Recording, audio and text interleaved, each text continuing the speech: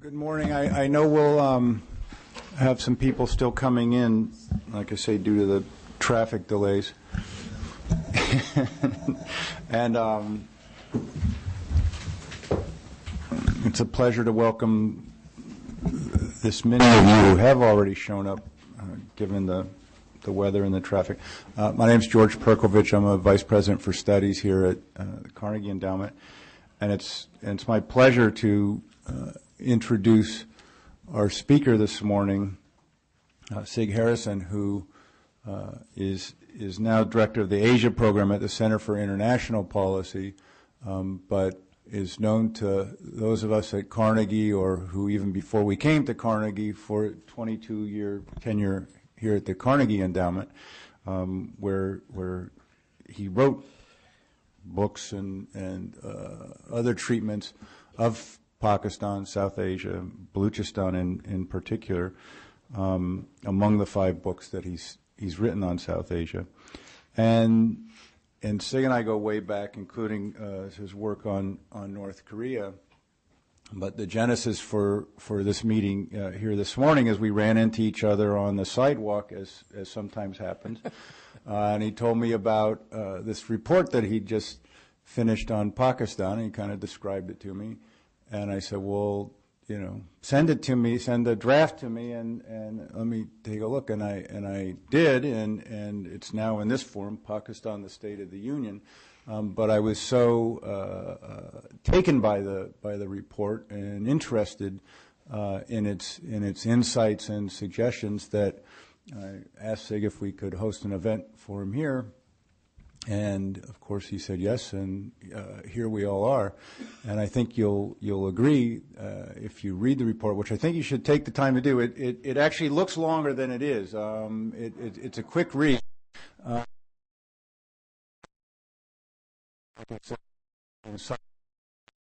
Time. And Sig's going to give us kind of a tour of the report, and then we'll open it up for discussion. So without further ado, Sig. Thank you very much, George. Well, the reason it isn't as long as it looks is that more than half of it is working papers, and so you can deal with the good stuff rather easily. I want to thank the Carnegie Endowment for some wonderful years here. I want to thank the Center for International Policy. Bill Goodfellow, the director, is here this morning, and the Plowshares Fund for supporting Pakistan, the State of the Union. I'm going to start with a citation from the Scripture. Scripture for me on the subject of Pakistan is an important book called The Shadow of the Great Game, the untold story of India's partition by Narendra Singh Sarila, a retired Indian diplomat who was the ADC to Mountbatten. He got unprecedented access to the British archives. In his book, he presents detailed, definitive evidence showing that as early as March 1945, Winston Churchill and the British General Staff decided that partition was necessary for strategic reasons. They deliberately set out to create Pakistan because Jinnah had promised to provide military facilities, and Nehru had refused to do so. This is the key to understanding why Pakistan is so dysfunctional. It's an artificial political entity. The British put together 5 ethnic groups that had never before coexisted in the same body politic historically. The Bengalis were the biggest. They outnumbered all of the other 4 combined: the Punjabis, the Pashtuns, the Baluch, and the Sindhis. 5 became 4, of course, when Bangladesh seceded. As it happened, I was in Dhaka during the Bangladesh crisis of 1971, when the Pakistan Army moved in to crush the independence movement. I had a memorable conversation with Zulfikar Ali Bhutto, in which he said it would be best if the Bengalis did secede, because Pakistan would be more manageable without them. What he meant was that he would have a better chance of running Pakistan in cooperation with the Punjabis if he could get rid of the Bengalis. whom he referred to, by the way, in some very disparaging terms as emotional and so forth. Well, that's what happened. Mr. Bhutto did move into power in the West, what became Pakistan, except that the army, as you know, eventually executed him. The army bequeathed by the British to Pakistan was overwhelmingly dominated by Punjabi officers and soldiers. So, with the Bengalis gone, the Baluch, the Pashtuns, the Sindhis have faced a cruel historical irony. For centuries, they had resisted the incursions of the Mughals into their territories. But now they found themselves ruled by Punjabis who invoked the grandeur of the Mughals to justify their power. Together, the three ethnic minorities in Pakistan today constitute only 33% of the population, but they consider 72% of Pakistan's territory to be their ancestral homelands. That is a prescription for built-in conflict. Let's look at the Baluch first because they have an active insurrection going. They never wanted to be in Pakistan. They had to be forcibly incorporated in 1958 by a Pakistan occupation army. The army still has cantonments scattered all over Balochistan to cope with an insurgency that is suppressed periodically, then soon revives. The insurgency is fueled primarily, in my view, I argue in my book, by Baluch resentment of the Punjabi economic exploitation of Balochistan, especially the extraction of most of the natural gas used by the rest of Pakistan on what the Baluch consider unfair terms. Balochistan has enormous natural resources, including oil, that can't be developed until the insurgency ends. And of course, from the point of view of the Baluch, the question is who's going to develop it, who's going to control the development, how much of a share will they get? There are 22 foreign investment projects in Balochistan now on hold. So this is a big, debilitating economic problem for Pakistan, in addition to a political and a military issue. The army and its intelligence agencies do their best to divide the Baluch by buying off and assassinating their leaders. In the last several years, they have killed two strong leaders of the Baluch insurgent forces, first Akbar Bukti and more recently Balach Murray, making them martyrs. At the moment, the Baluch armed struggle does not have effective united leadership. The ISI is at work trying to keep them divided. But the 6 million Baluch are politically more aroused than ever before. There are still some moderate Baluch political figures who favor staying in Pakistan if the minorities get the provincial autonomy envisaged in the 1973 Constitution. But support for independence is growing. The ISI continues to round up Baluch and Sindhis without giving them access to lawyers and courts, despite the advent of the so-called civilian government in Islamabad. More than 900 Baluch and Sindhi activists have disappeared without a trace. I urge you to read the Amnesty International report denying the undeniable, enforced disappearances in Pakistan, which cites chapter and verse on this massive violation of human rights, more than the much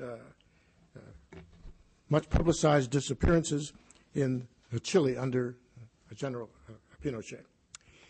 Now, by themselves, the Baluch are in a weak position militarily, but they're beginning to forge alliances with Sindhi factions that could become significant. What the Baluch and Sindhi leaders are talking about is a sovereign Baluch-Sindhi federation stretching from the Indian border to Iran. The most obvious impediment to this dream, of course, is the fact that Karachi is right in the middle of the area concerned, with a multi-ethnic population. But the Baluch and the Sindhis point out that Karachi depends on gas and water pipelines crossing through areas of the surrounding countryside under their control. So they believe this is not an obstacle. Well, in my report, I conclude that the future of Sindh and Balochistan will depend both on what happens in Pakistan, whether the central government implements the autonomy provisions of the 1973 Constitution, but also on how relations between India and Pakistan evolve. Until now, there has been a consensus in India that a stable Pakistan is in the Indian interest. But Pakistan's failure to act against Lashkar-e-Taiba since the Mumbai attacks has led to some rethinking. As Indian anger grows, so does the view in India that India should support Baluch and Sindhi separatism, either as an alternative to full-scale military retaliation against Pakistan or as a key part of a two-front military strategy. Now, as an alternative to a full-scale war, stirring up the Baluch and the Sindhis would avoid the risks of a direct military encounter with Pakistan that could escalate to the nuclear level and lead to an exodus of foreign investment. As part of a two-front strategy, Indian support for Baluch and Sindhi insurgents would keep substantial Pakistani forces tied down on the long Sindh frontier, while others face Indian forces in Kashmir or the Punjab or both.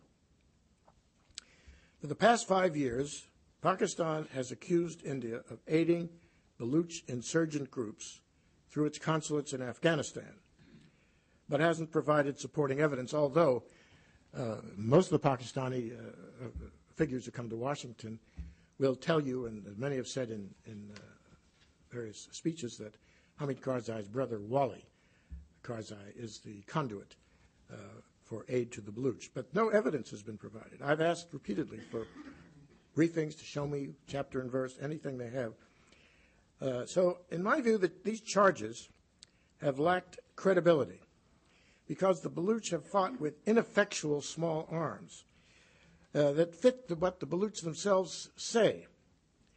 They say that their weaponry has been purchased on the black market with funding from Baluch compatriots in Dubai and other Persian Gulf states.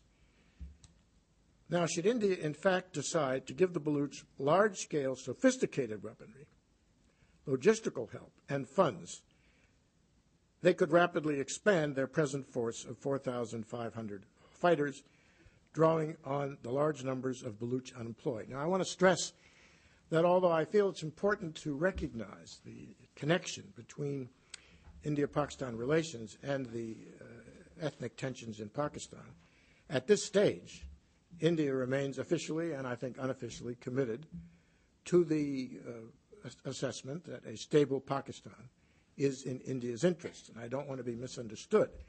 But those of you who have continuing contact with many people in India know that Mumbai has had a terrible psychological impact, a lot of which is not reflected in what is a very restrained posture on the surface in India.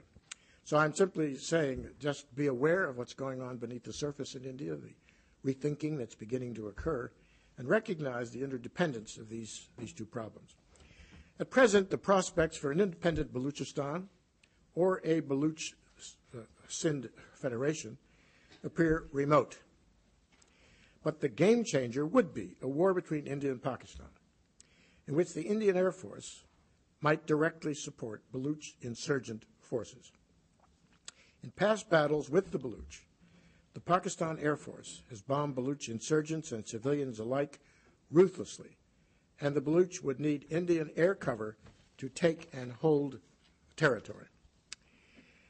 In addition to their enormous firepower, it's important to keep in mind that the Pakistan Armed Forces now control a wide-ranging business empire with assets of $38 billion, according to Ayesha Siddiqa, that gives them the economic staying power needed to sustain a protracted struggle.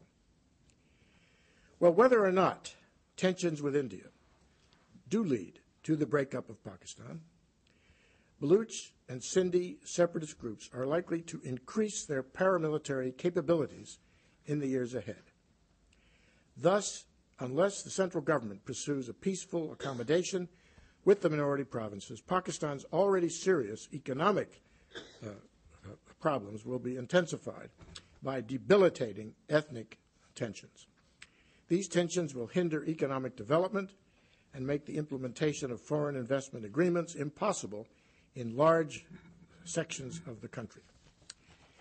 In my report, I discuss in detail what is necessary for a peaceful accommodation, especially implementation of the 1973 Constitution, leading to a meaningful devolution of power to the provinces, which so far has not taken place at all, despite the advent of a civilian government that says it's for that. Now I'm going to turn to the Pashtuns. It's necessary to bear in mind that the 41 million Pashtuns on both sides of the border, Pakistan-Afghanistan border, have a long history of unity. This is often forgotten by people who've sort of come onto these issues recently. Prior to the British Raj, the Pashtuns had been politically unified since the creation of Afghanistan in 1747 under the banner of an Afghan empire that stretched eastward into the Punjabi heartland of what is now Pakistan, up to the Indus. It was traumatic for the Pashtuns when the British seized 40,000 square miles of ancestral Pashtun territory between the Indus and the Khyber Pass, embracing half the Pashtun population, and then imposed the Durand Line over the protests, of course, of Afghanistan, formalizing their conquest. And the Durand Line isn't accepted by any significant elements of the Pashtuns. The British subsequently handed over this territory to the new government of Pakistan in 1947 after a controversial 1947 referendum in the northwest frontier province. And I'm going to take a minute to talk about this because I think that it's important to understand how the Pashtuns in Pakistan came to be in Pakistan. The referendum was administered under the control of British colonial authorities. They openly favored the accession of the province to Pakistan. Any of you who've read Sir Olaf Carroll or any of the other writings of the British commissars of that period in the Pashtun areas will understand how important this was viewed by the British. Out of 572,000 eligible voters, only 292,000 voted. This was because the referendum was boycotted by many Pashtuns. The Pashtun parties that had overwhelmingly won the 1946 provincial elections wanted the referendum to include the option of an independent Pashtunistan, in addition to a choice between India and Pakistan. The leaders of these parties were imprisoned prior to the referendum. Their newspapers were banned after these parties adopted the Banu Declaration, calling for Pashtunistan formally on June 22nd, 1947. And out of those Pashtuns who did vote in tribal gatherings, which the British convened to pull this off, all but 2,894 voted for Pakistan. So the issue was decided by 50.5% of the eligible electorate, according to the British authorities, amid charges of blatant rigging that still resonate today. And if you look at one of the working papers in my report by Humayun Marufkale, you'll see what a Pashtun who is now an American and lives here and works for the U.S. government considers important about this history. After the creation of Pakistan, Zahir Shah's monarchy, Muhammad Daud's republic, and the short-lived communist regime in Kabul have all challenged Pakistan's right to rule over its Pashtun areas. At times, Afghanistan has espoused the goal, as you know, of an autonomous Pashtun state to be created within Pakistan. At times, an independent Pashtunistan to be carved out of Pakistan, and at times a greater Afghanistan that directly annexes the lost territories. Now, the resistance movement against the Soviet occupation and now the U.S. offensive against al-Qaeda and the Taliban have produced deep divisions in Pashtun society that make the future of the Pashtunistan movement uncertain.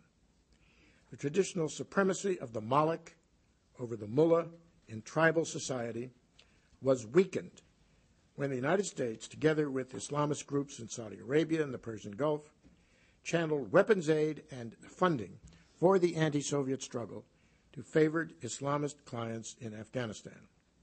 This was at the behest of the Directorate of Inter-Services Intelligence, ISI, in Pakistan. The ISI's objective was to build up surrogates opposed to the Pashtunistan concept. And a lot of us wrote about this whole issue during the Afghan war and warned that the United States was creating a big future problem by allowing Pakistan to build up these Islamist elements. When these surrogates proved unable to consolidate their power after Soviet forces left, the ISI turned to the Taliban, which had a Pashtun base, but was dominated by clerical leaders, Pashtuns, with a pan-Islamist ideology.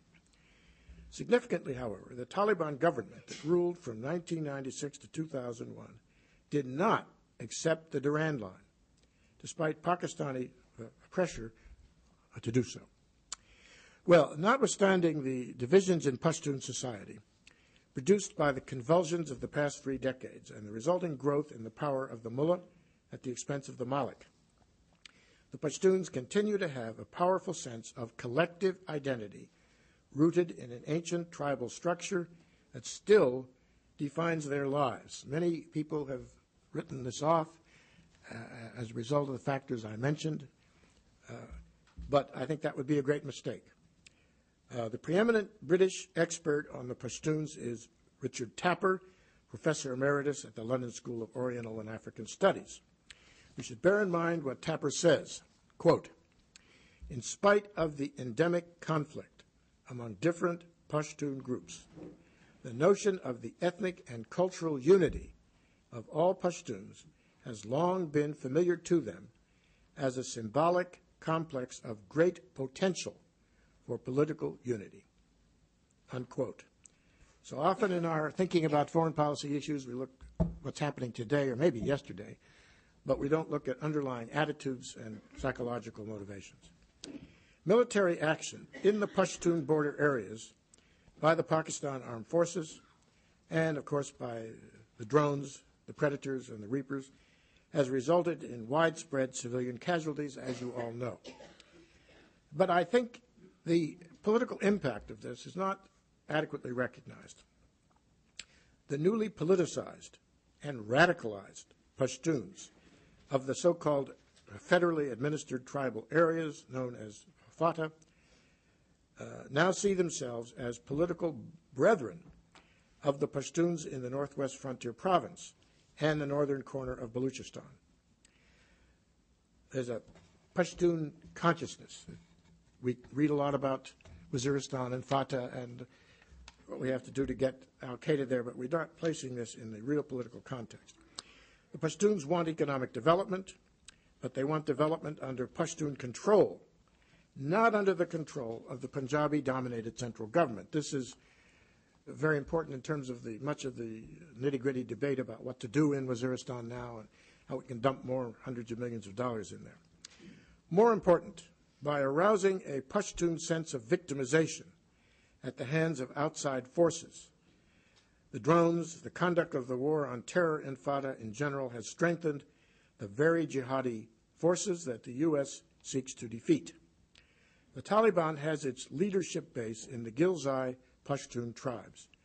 So U.S. policy has enabled the Taliban to pose as the champion of both Islam and of Pashtun nationalism. In the conventional wisdom, one or the other, either Islamist or Pashtun identity, will eventually triumph in the Pashtun areas. But there's another, to me, equally plausible possibility, that the result could be what Pakistan's ambassador to the U.S., Hussein Haqqani, once called over the lunch table with me, an Islamic Pashtunistan, embracing some or all of the Pashtuns on both sides of the border. At a Washington seminar on March 1st, 2007, at the Pakistan embassy, Haqqani's successor as ambassador, his predecessor as ambassador, Major General Mahmoud Ali Durrani, who is a Pashtun, commented, quote, "I hope the Taliban and Pashtun nationalism don't merge. If that happens, we've had it, and we're on the verge of that," unquote. Now, moving toward a conclusion.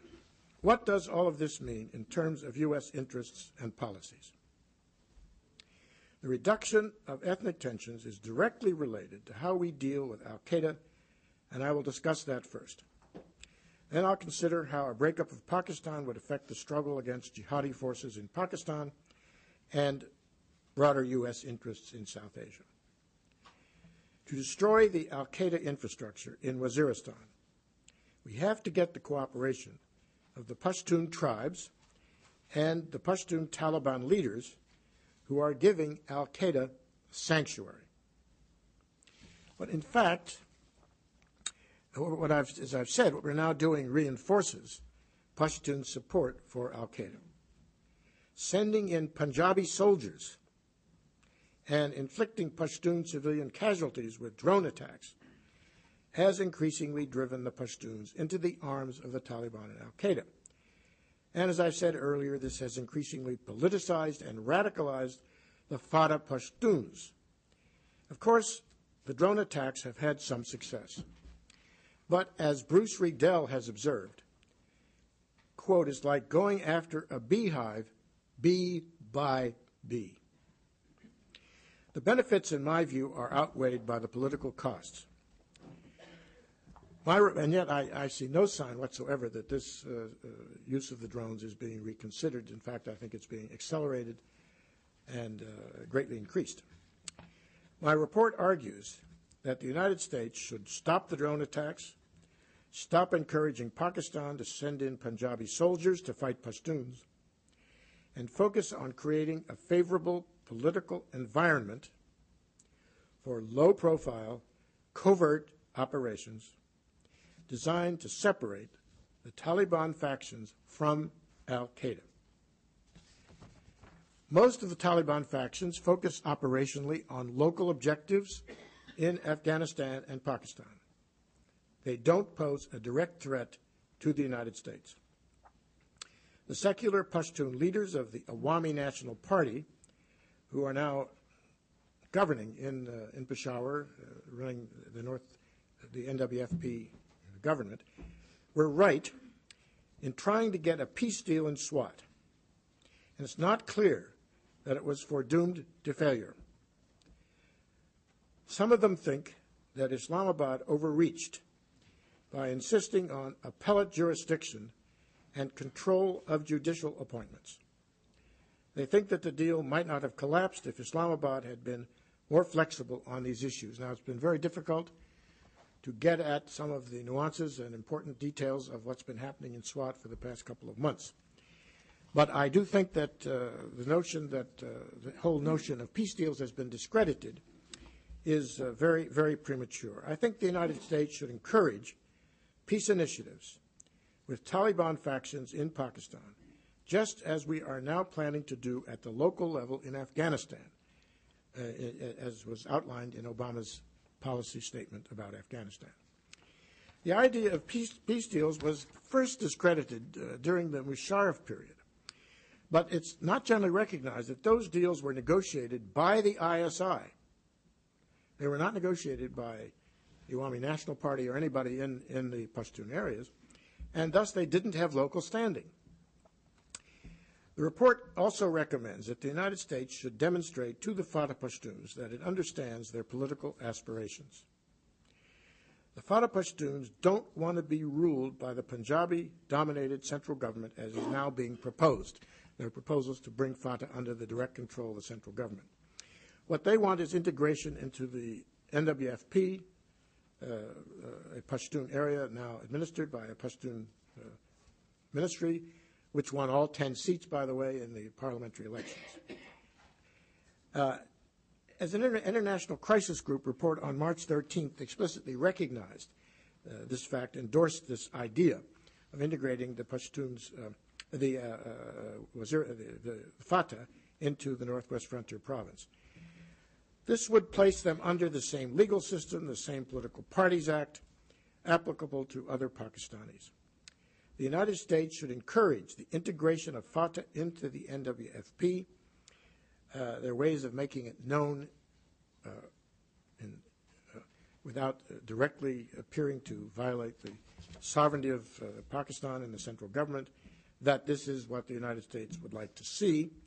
The United States should encourage the creation of a unified Pashtun province, which is now being sought by many elements in the Pashtun areas, uniting NWFP, Fatah, and the Pashtun areas of Balochistan and the Punjab, all of which are contiguous to the other Pashtun areas, in one entity to be called Pakhtunkhwa.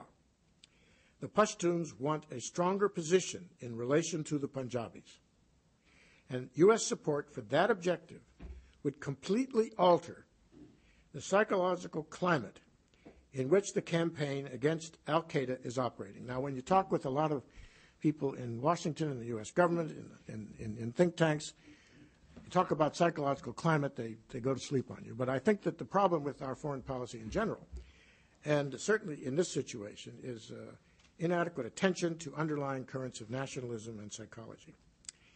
As I have said earlier, the emergence of an independent Pashtunistan would not necessarily threaten U.S. interests if it is under secular leadership.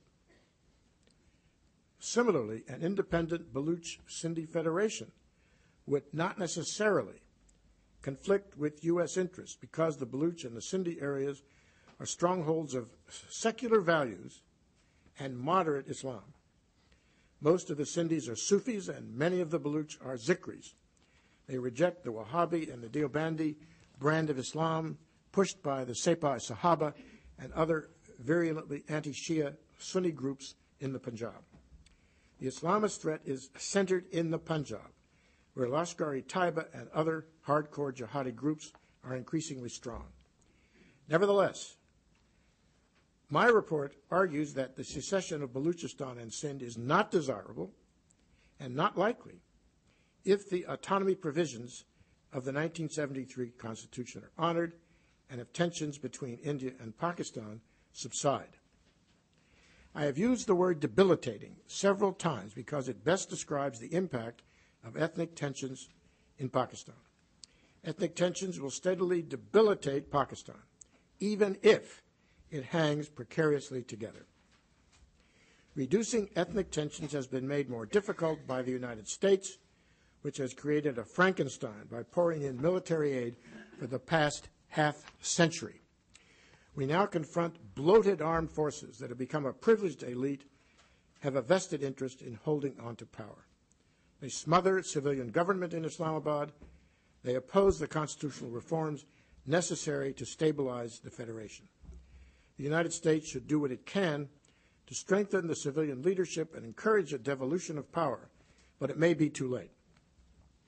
President Zardari does what the Army wants in order to hold on to his position, and Prime Minister Gilani works with the ISI to outflank Zardari. It's not a pretty picture, what we see in Islamabad today.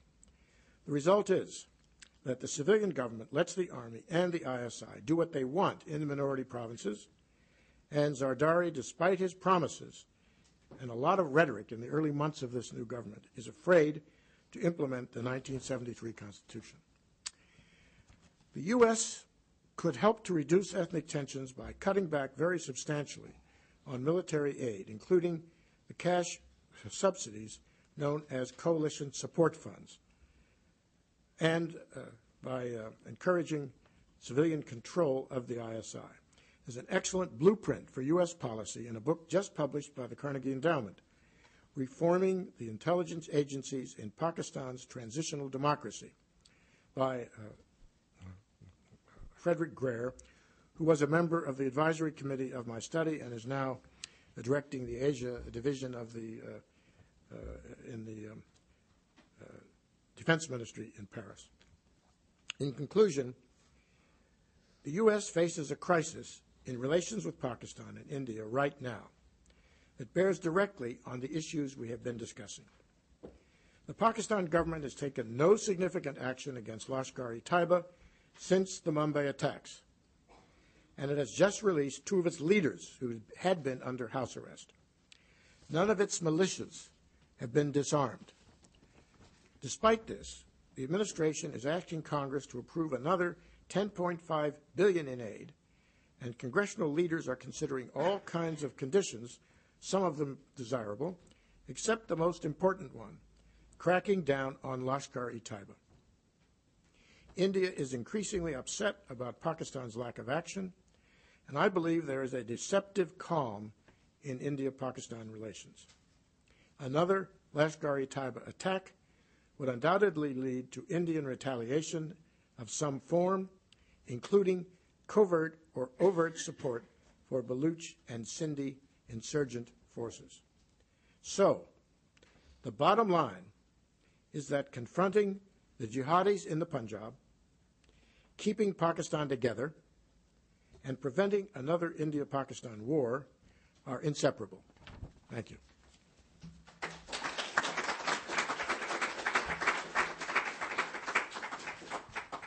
Well, I want to thank Sig. That was one of those great talks. There was something in it for everyone not to like, and so there are texts available to any of you who have to leave early. Right.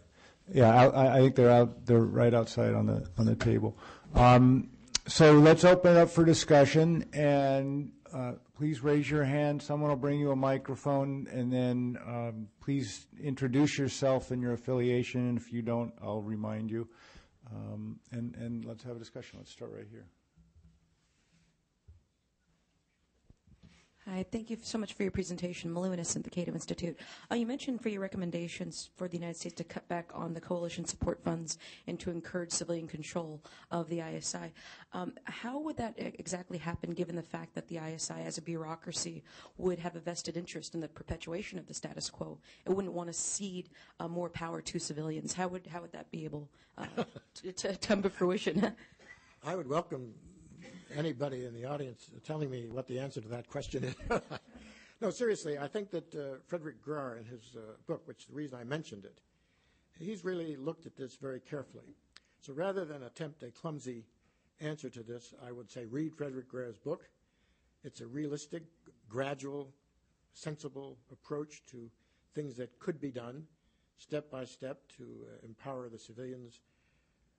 There's one very important arena in the National Assembly, however, that does bear mention, and that is the question of whether the defense budget, including the ISI budget, is transparent, is made available to National Assembly, to the defense committees of the Assembly, of the two houses. And that one of the not a cabinet minister, but one of the advisors to the Zardari government made a statement a month or so ago that the new defense budget would be presented to the Assembly. It wasn't clear whether it would go before committees, and it's not at all clear that that's been done. I haven't been able to find out whether anything's happened on that. I'm very skeptical, but I think that's the first step.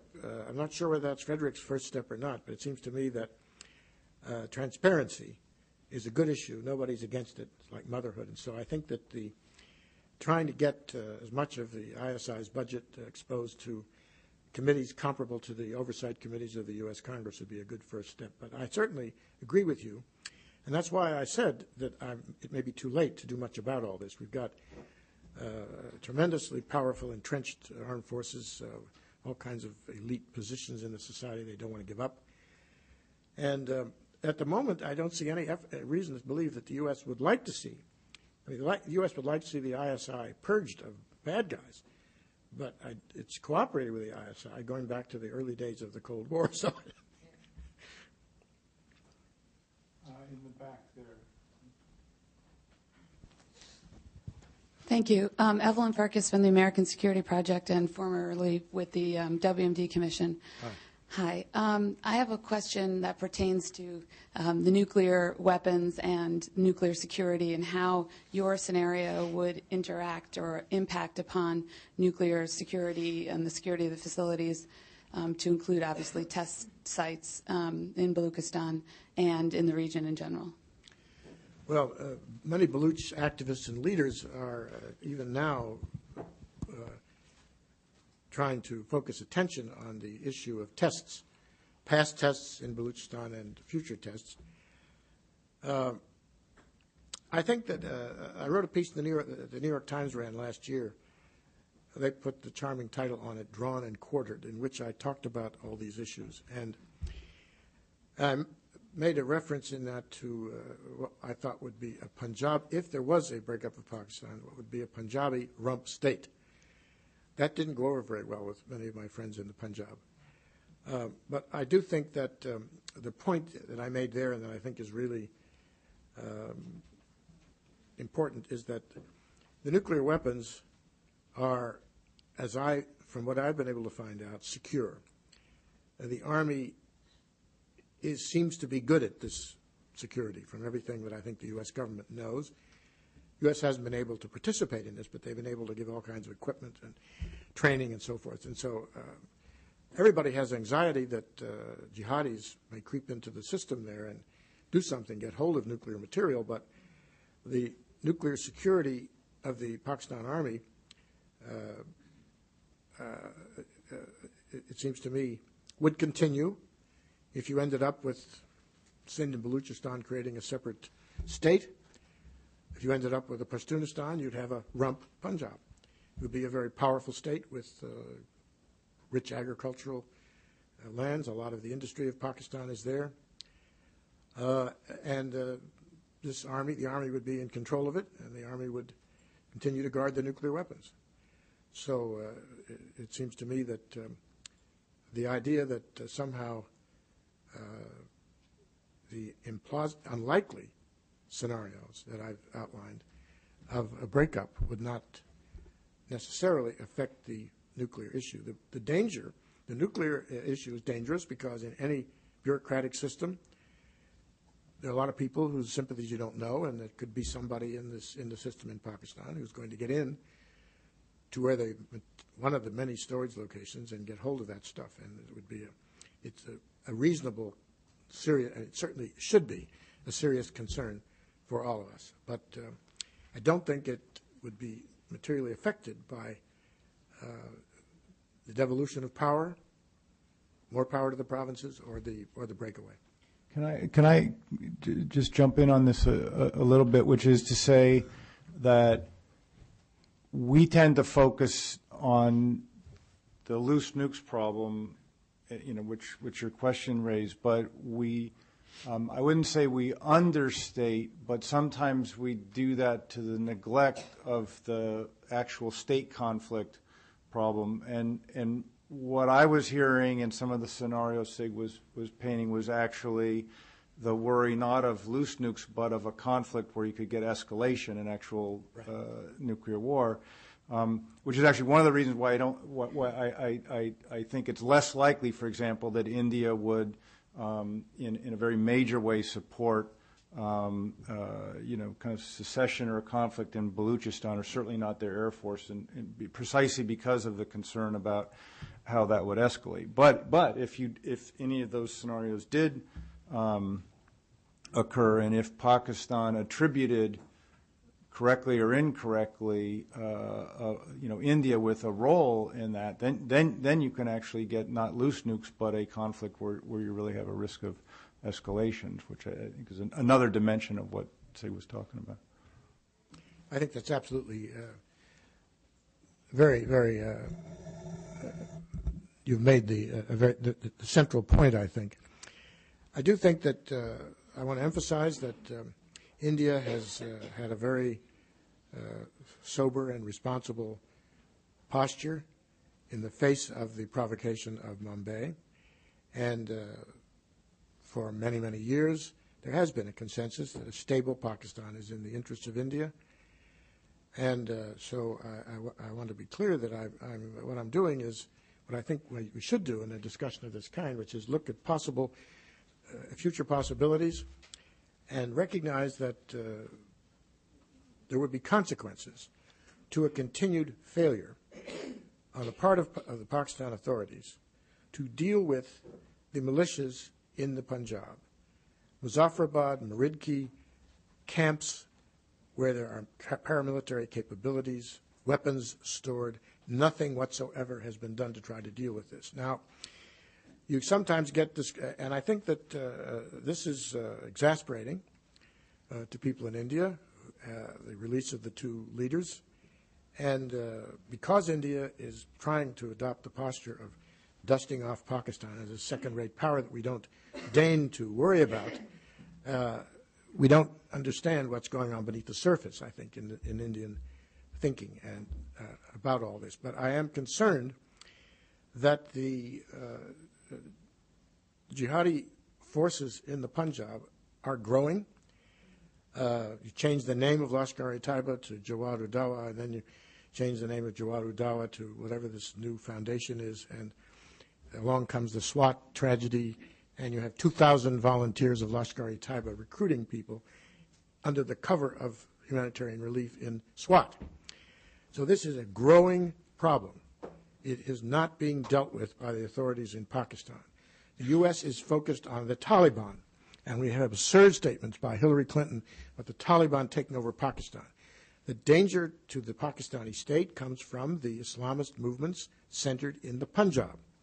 And the fact that they have militias and encampments with weapons, and that they are in touch with certain friends, closet Islamists, if you will, in the ISI, in the armed forces.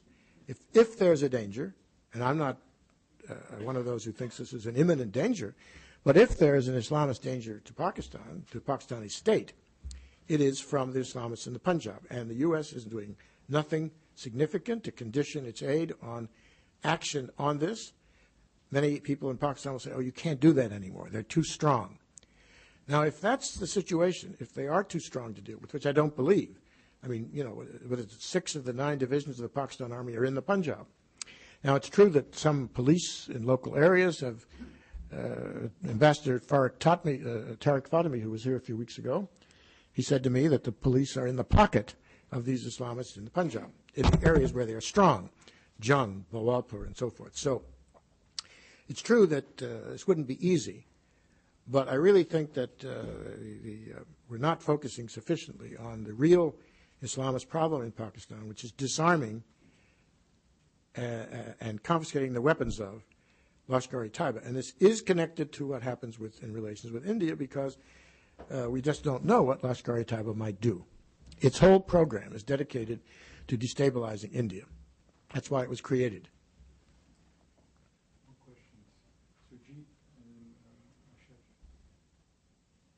Surjit Man Singh, American University. Singh, much of what you said points to a continuous, more than half-century investment by the United States in the very forces that are now destroying Pakistan. How do you explain the inability of the United States government to change its perspective, to recognize the dangers, and to change its policies? This is what I find most difficult to understand. Well, I think the word myopia sums up the problem that bureaucrats have. You've got an immediate set of problems. You focus on those problems. I can remember arguing with people in the system in the late 80s about what we were doing in the allowing Pakistan to allocate aid in the way it was allocating it. And I remember Alexander Haig, and when I wrote my book about Afghanistan, I had some sessions with Alexander Haig. He said, well, we understood that was going on, but we didn't feel we could do anything about it. So there's a kind of tail wagging the dog factor that operates. The U.S. always feels that somehow Pakistan has the leverage. It's afraid of a showdown. Right now you say, okay, get tough on military aid. People in the system say to you, well, you don't understand. We have to get our stuff into Afghanistan, and that has to come into Karachi. And if we get tough with Pakistan, they'll say, okay, no more, you know. Well, it seems to me that there's something wrong with this logic. The whole Pakistan economy is dependent on the U.S. Postponement of debt repayments, the U.S. encouragement of the IMF, keeping Pakistan afloat. And I think that we're not dealing with marginal issues, dealing with important issues, basic issues. So I think myopia, it's just a tendency to focus right now on how do we find al-Qaeda and what can we do about it. And the drones seem to be something we can do. And I guess maybe the can-do spirit, this feeling you've got to do something. Don't just let things take their own course, but do something.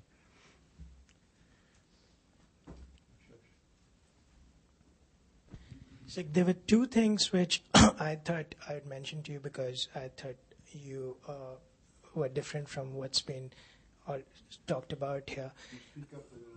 Shuja Nawaz, who was here, I think a couple of months earlier, was talking about how the Pakistani army is also changing, and increasingly its lower ranks are populated by soldiers who are not from the cities, who are from villages, and so they're more prone to having sympathies with people in NWFP and Fatah, which he pointed out was a factor in them not being willing to go in and carry out large-scale operations there, while you seem to imply that they do, in fact, do this, which leads to disaffection in these areas and people moving towards supporting the Taliban. That's one. And the other, you seem to suggest that if there was a new secular Pakhtunwa, or even a state within Pakistan which was under the rule of the secular ANP, then it wouldn't be necessarily such a bad thing for the U.S. policy. But if the Taliban, which has suggested during these peace deals that it does want to take control of the state and did move towards Islamabad, if they indeed are in competition with ANP in the end of NWFP and Fatah, then can it be of interest to U.S. policy that such a state does not come into existence? I certainly agree with what Shuja said. I think that is a major concern, that the fact of fighting fellow Muslims, fighting fellow Pakistanis, Punjabis fighting Pashtuns. I think the Army's been very aware of, very reluctant to be engaged in this kind of situation that it now finds itself in. So I agree with that. But the fact is that the U.S. has been pushing ever since Musharraf went in 2002, big operation, left 50,000 people displaced. So we have pushed a reluctant Pakistan army, reluctant for Shuja's reasons, to go into these areas. Why was the army reluctant to go into to SWAT? Now, some people have an interesting analysis about why it finally went in, finally you had such strong support for going into SWAT, which is that there's a Robin Hood character to the Taliban in SWAT, a strong agrarian populist strand, and dispossessing the big landowners in SWAT was beginning to move at a rapid pace. And the landed oligarchy in Pakistan didn't like the smell of all this, and the Taliban began to represent to them an end to the, quote, our way of life, unquote. So, but I do agree with you that the Army's been properly and understandably reluctant to get into this. It's understood the political limitations of the situation in which it finds itself. But as far as Baitullah Masood taking over Pakistan, which Hillary has now held up as a threat, and Dick Holbrooke referred to the fall of SWAT as if it were Vichy. It seems to me this is all missing the point. This is a big problem. SWAT is a big problem. The frontier is a big problem. Waziristan is a big problem. The strength of the Taliban is a big problem. But the problem for the stability of the state of Pakistan is the Punjabi Islamists. And that's where the problem is, and their armed strength, the militias and the weapons stockpiles that nobody will touch, that the Army is not prepared to touch. I'm in the back, Virginia. Another Carnegie alumnus. Thank you, Virginia Foreign-Kane from CNA. Hi, Sig. Hi. Two questions. One is, while you were investigating this, what discussions did you have with our military leaders, particularly in CENTCOM and OSD, regarding how open they were to defining conditions for the military monies being funded there? Well, of course, they're going to be overwhelmingly, we have to protect the transport route, do they understand the kinds of things that the money is fueling, perhaps, and making their own work difficult? And the second question is, because I have to be fit in with the foreign policy here in Washington and discuss a report today that I heard while sitting in traffic on NPR is a report of a civilian uprising. They have against the Taliban I believe they've surrounded 2 towns, and whether you'd heard about this and know perhaps anything more about it, because we know you have the ear to the ground. I don't know about that. I did see some reference to something like that, but I haven't tracked it down yet. Well, there is quite a division among different tribes in the frontier, in the BFP and in Fatah. Not all of them have been suborned by Al Qaeda and Taliban by any means, but I have been in contact with David Smith, who was handling these coalition support funds. We've had healthy arguments about this, and in fact, he was one of the first to point out to me that the United States does need to transport equipment from Karachi into Afghanistan through Pakistan. I didn't deal directly with anybody at CENTCOM, although I have some people down there I'm in touch with in general. But the whole issue of the CSF has been handled by a very intelligent congressman named John Tierney from Massachusetts, who is chairman of a House Oversight Committee on Security. And his committee ran a very long survey, a study of the CSF problem, and their report led to the GAO conducting an investigation of the the CSF problem. And 2 of the staff members of Congressman Tierney's committee, Dave Turk and Andy Wright, took part in the study group as members of the advisory committee. But when they came to the meetings and participated, and we had the benefit of their discussions, but when they didn't want to be formally considered a part of the study for obvious reasons, someone in Congress. And so yes, we've tried to take into account the concerns of the history of this whole problem. And what Congressman Tierney found out was, of course, that the oversight of what was happening to this $700 or $800 million a year in cash subsidies was extremely lax. Ambassador Patterson in Islamabad has been leading the charge to get tighter controls, and now, as a result of Congressman Tierney's effort and her efforts, there are tighter controls on CSF, but it's still a huge subsidy to the armed forces, supposedly, nominally, a repayment for services rendered in the tribal areas. But when you look at the fact that most of the barracks that are being sustained by these funds, the Pakistani troops don't go out of them very often for just the reasons we've been discussing. It's hard to justify most of the CSF money, although I use the language that they should be reduced. The military aid should be substantially reduced, because I don't know how much is justifiable, but certainly the scope of it, plus the weapons approved by Congress in formal military aid, has certainly given the armed forces contributed to the what I call the bloated position of the armed forces in Pakistani society.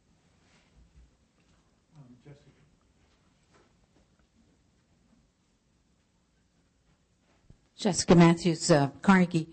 Sig, quite apart from the problem of transporting material for Afghanistan, the U.S. government and the military in particular look at this problem and see, I think, 2 overriding considerations.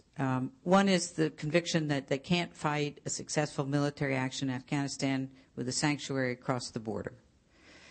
The feeling that they couldn't do it in the Korean War, we couldn't do it in the Vietnam War, we can't do it here, so we have to do something about the sanctuary. And 2, they look at the last 40, 50 years and see a record of military governments in Pakistan being less corrupt, less incompetent, less feckless than civilian governments. So, given that, if that's a fair characterization,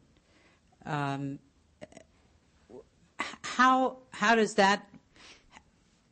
If I were General Petraeus, what would you say to me? Let's put it that way. I would say that you're not going to deal with the situation in Afghanistan quickly. There is no quick fix. And there is no quick fix in Fatah either. And the efforts to have a quick fix are making the problem worse. And therefore,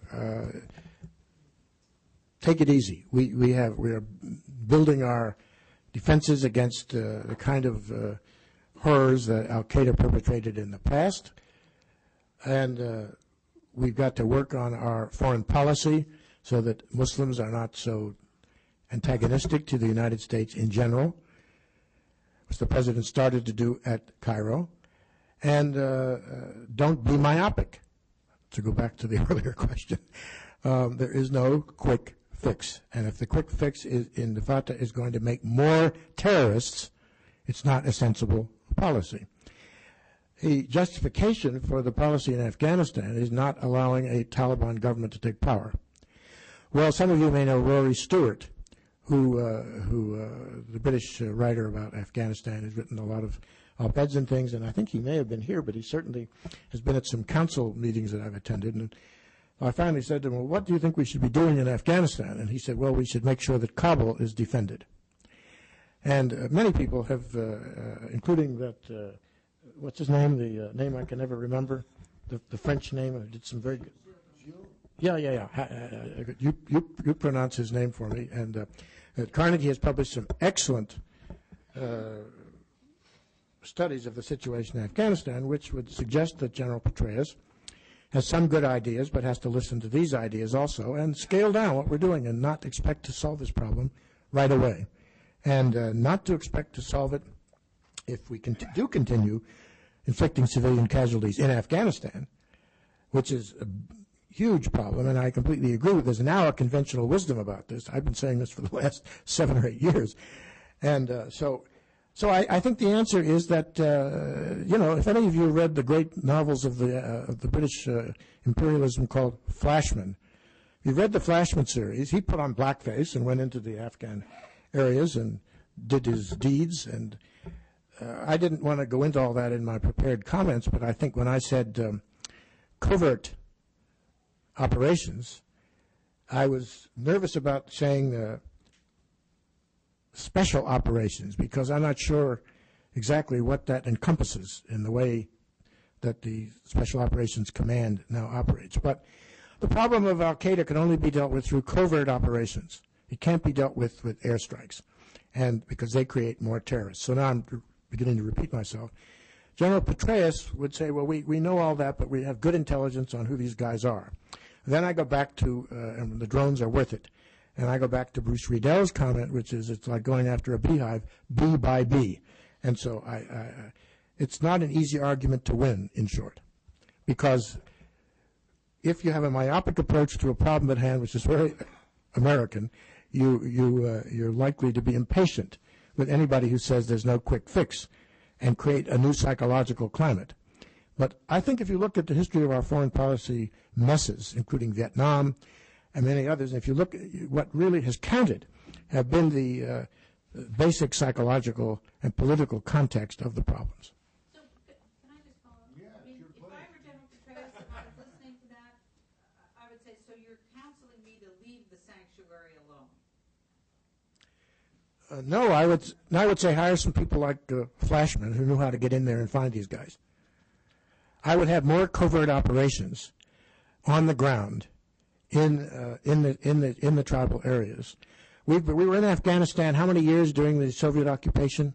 We built up a huge CIA capability there in Peshawar and in the tribal areas. And there are a lot of guys around who know Afghanistan and know those areas and who know where the caves were in those days. And then, of course, we, in a very American way, very myopically, when the Soviets withdrew, we pulled everything out and we closed the station, and we didn't have any effective covert operations in that area.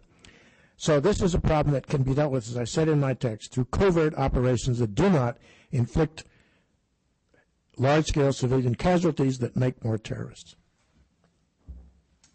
Thank you. Thank you. Paula Stern. My question may evoke a whole other wonderful lecture, and I thank you very much for the one that you presented.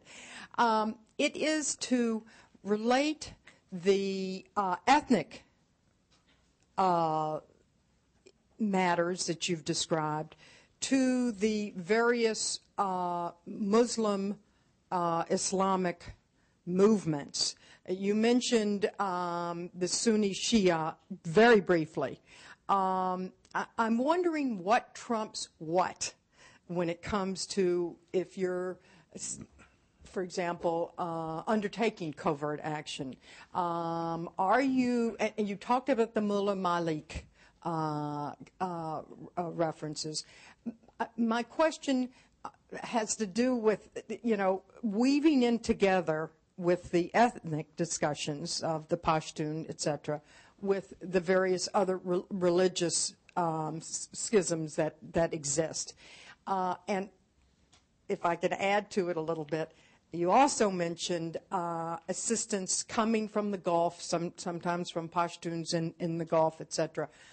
There's a lot of funding, as we all know, going from the Gulf and from other wealthy Arab, Saudi Arabia, etc.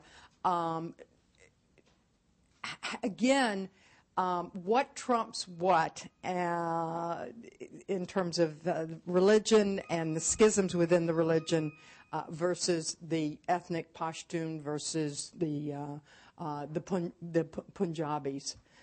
If you could kind of relate those, I'd appreciate it, just to embellish and embroider a little more.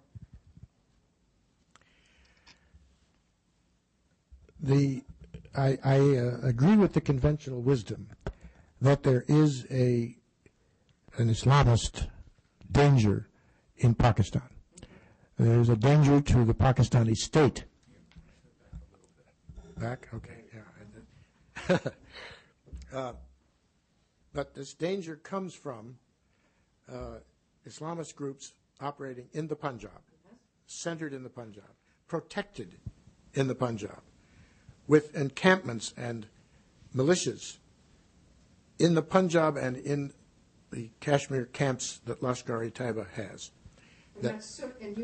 These are on the Sunni side. These are on the Sunni side, and so the problem in dealing with the Islamist threat is twofold. First, it is to disarm those militias and get their weapons out of those camps. And this would require a very ugly military showdown on the part of the Pakistan Army, and it's opposed by many elements within the Army and within the ISI who want to keep these guys in reserve. Now, there's a secondary problem, which is that this Baitullah Masood has emerged with his and some of his allies in SWAT and in parts of the NWFP, which is a serious military problem, and maybe it has to be dealt with. So that's a secondary but important part of the Islamist problem.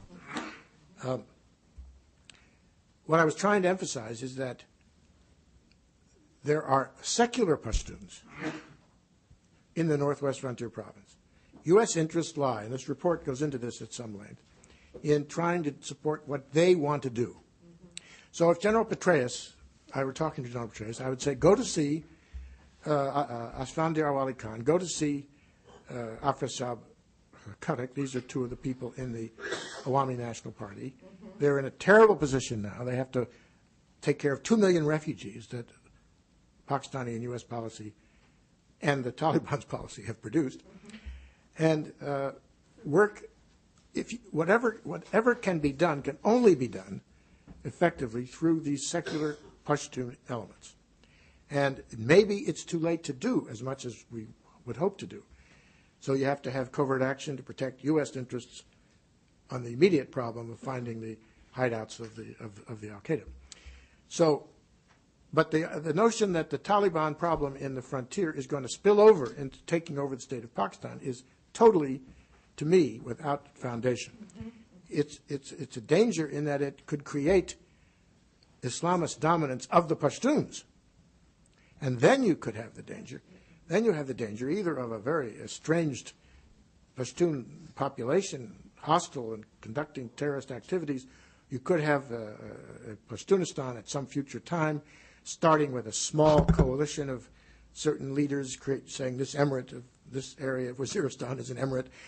But so, scenarios for how you could end up with an independent Pashtunistan are very hard to sketch. And I simply said the psychological and political seeds of this are there, and we shouldn't forget that that's one of the possibilities in the picture, given the alienation of the Pashtuns. Now, but I contrasted with this Islamist problem in the Punjab, which is where our boys are, with the areas that are being mistreated by the Punjab, in Balochistan and Sindh, where you have the strongest groups are secular.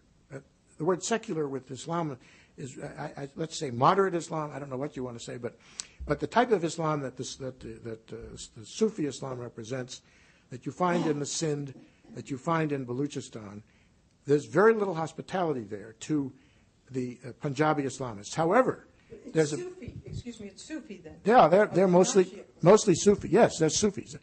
The Shias are, I guess, about an 18% minority in Pakistan. Incidentally, a lot of the big landholders in this Punjab are Shias, and therefore you have the Sunni Lashkar-e-Taiba as the Robin Hood against the big landowners. But anyway, the point is that you have the strongholds of secular Islam or moderate Islam in Pakistan are in Balochistan and the Sindh, and there is a substantial secular Pashtun tradition in the Northwest Frontier Province, which hasn't lost out yet, which won all the seats in the National Assembly from the Northwest Frontier Province.